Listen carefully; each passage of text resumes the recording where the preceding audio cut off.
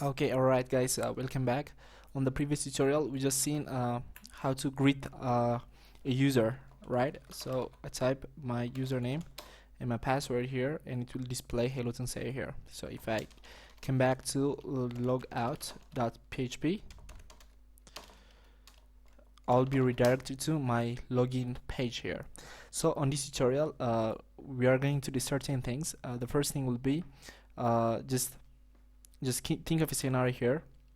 I've got two users here. For instance, think of a scenario where that this active status is 0 for Mamai's account here.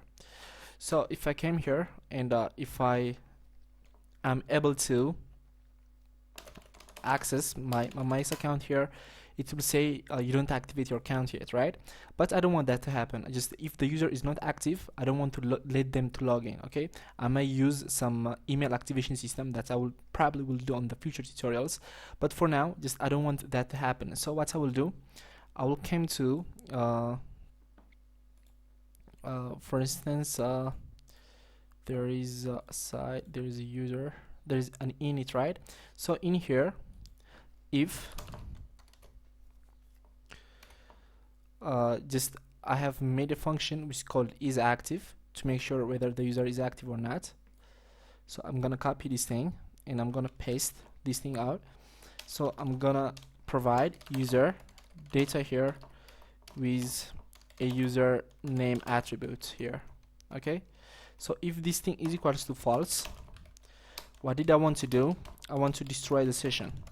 Destroy the session here. And beside, I want to redirect the user to the header. Then I'm gonna push that location here to index.php. I don't want that user to be logged in here. Okay, unless it activated this account. Okay, resigned. So just if I type my username and password again, it won't return it. But think of a scenario where I can edit this to be 1. I already activated this user here, so I can come here and type my username and password. I'm logged in here, but just all of a sudden while the user is browsing, I want to deactivate the user, so I'll come here and enter 0 and go. Okay, so if the user tries to refresh its page, boom, it's logged out, it cannot log in. Okay, so if he types again, it will ask him to activate his account. Okay, that's what I probably will do, the first thing.